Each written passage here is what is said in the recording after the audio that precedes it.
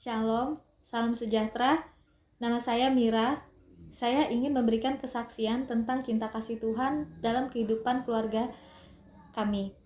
Di mana di awal Juli tahun 2021 kemarin, hampir seluruh keluarga saya terpapar COVID-19. Terutama orang tua saya, ayah dan ibu yang memiliki komorbid, beserta kakak saya yang memiliki komorbid diabetes. Kalau secara manusia, apa yang kami alami, sungguh saya tidak mampu untuk menghadapinya. Tapi dengan berkat pertolongan Tuhan, kami sekeluarga bisa menghadapinya, walaupun pada akhirnya kami harus kehilangan ibu kami yang terkasih. Tapi kami yakin dan percaya itu semua adalah rancangan dari Tuhan. Namun, walaupun saya sudah menyaksikan kasih karunia Tuhan yang begitu besar bagi saya dan keluarga, pertolongan Tuhan bagi saya dan keluarga, masih ada kekhawatiran saya, sehingga saya menjadi gelisah, saya menjadi takut setiap mendengar suara sirene atau suara pengumuman tentang ada yang meninggal. Saya selalu gelisah. Karena apa? Karena masih ada keluarga kami, kakak saya yang belum pulih. Jadi kakak ipar saya yang perempuan yang memiliki komorbid diabetes baru sempat masuk ke rumah sakit dan baru keluar dan masih dalam masa pemulihan. Kemudian ada juga kakak ipar saya yang laki-laki yang tinggal yang bekerja di Balikpapan, itu dirawat inap di Rumah Sakit Pertamina Balikpapan, yaitu Pak Suprianto. Itu sakit COVID juga gitu. Dan kakak kandung saya Doni yang beritanya dia terpapar dengan yang positif gitu, dan dia tinggalnya di perusahaan di dalam hutan gitu. Itu yang menjadi khawatiran saya, sampai akhirnya saya dikirimkan link nih untuk ikut KKR Kesembuhan Ilahi Koramdeo. Nah, di situ saya ikut dan saya tumpahkan semua kekhawatiran saya, bahan doa saya, terutama untuk kakak ipar saya Pak Supri, di mana ternyata ada penyumbatan darah, penggumpalan darah pada saluran pernafasannya sehingga harus disuntik.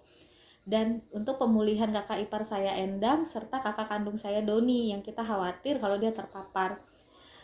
Dan puji Tuhan, ketika didoakan, saya merasakan kehadiran kuasa Tuhan di situ, karena ada hal-hal yang saya tidak ungkapkan, ternyata di dalam doa itu disebutkan.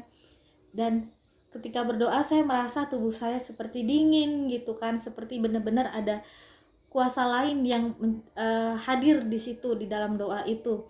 Dan kemarin pagi hari Rabu saya mendapat kabar bahwa kakak ipar saya ini yang di Balikpapan, Pak Supri, itu sudah tidak perlu lagi disuntik pengencer darah, hanya bisa dilanjutkan dengan obat biasa, dan beliau juga sudah copot oksigen dan pemulihannya sudah semakin membaik gitu.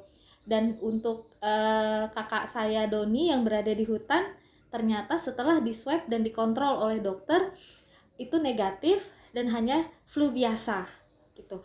Dan untuk kakak saya yang bernama Endang, setiap hari, setiap kondisi badannya setiap hari, setiap saat sudah semakin membaik, walaupun masih sedikit lemah, tidak boleh terlalu capek, tidak boleh telat makan, tapi kondisi fisiknya sudah semakin baik.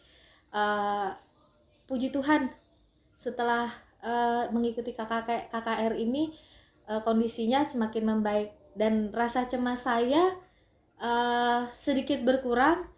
Dan sampai saya akhirnya pergi ke psikiater pun juga, puji Tuhan, dengan psikiater itu diresepkan obat-obatan, karena ternyata kan saya bukan hanya cemas biasa, saya memiliki GERD anxiety, jadi ada asam lambung yang memicu kecemasan.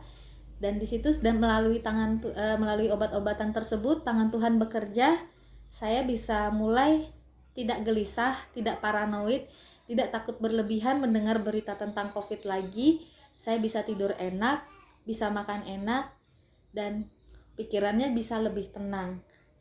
Demikian kesaksian kami, dan mohon doanya untuk terus doakan keluarga kami masih dalam masa pemulihan. Semoga bisa tetap pulih semua dan sehat semua. Terima kasih untuk jemaat yang sudah mendoakan keluarga kami sampai saat ini. Shalom, Tuhan memberkati. Salam saudara-saudariku seiman, puji nama Tuhan.